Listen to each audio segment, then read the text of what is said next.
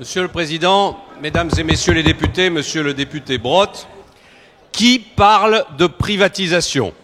La gauche. Et pourquoi la gauche parle-t-elle de privatisation?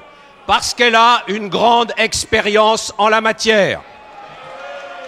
Il faut en effet que les Français se souviennent que c'est la gauche, en 1997, qui a ouvert le capital de France Télécom. Une première fois à hauteur de 21%, et un an plus tard, une deuxième fois à hauteur de 13%. C'est la gauche qui a ouvert le capital de Thomson, du GAN, de CIC, de la CNP, d'Eramet, d'Air France, du Crédit Lyonnais, de l'aérospatiale et pour finir des autoroutes du sud de la France. Alors, vous avez beaucoup à vous faire pardonner, mais ça n'est pas une raison pour travestir la vérité et pour refuser d'accompagner un grand service public dans sa modernisation. Privatiser, c'est vendre une partie du bien public. Ce que le gouvernement propose au Parlement avec le changement de statut, c'est d'apporter 2,7 milliards d'euros de fonds publics à la Poste pour qu'elle puisse se moderniser et faire face aux changements qui sont ceux de notre économie.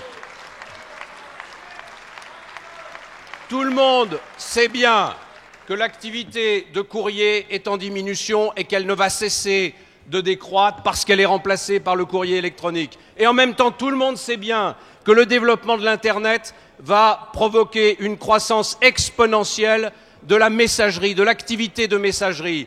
Eh bien, si on ne fait rien pour la Poste, ce que vous proposez, la Poste va voir son cœur de métier disparaître et ce seront des entreprises étrangères et par exemple la Poste allemande qui viendront sur le territoire français pour distribuer les colis que les Français commanderont par l'intermédiaire d'Internet. Eh bien, nous ne voulons pas de ça. Nous voulons que la Poste soit un grand service public stratégique, qu'elle soit sur l'ensemble du territoire. Et pour cela, la Poste a besoin de fonds publics pour investir dans une nouvelle chaîne de logistique, pour investir dans des TGV, pour investir dans des avions, pour investir dans de nouveaux centres de tri et pour être présente sur l'ensemble du territoire national. Le débat a eu lieu à l'intérieur de l'entreprise.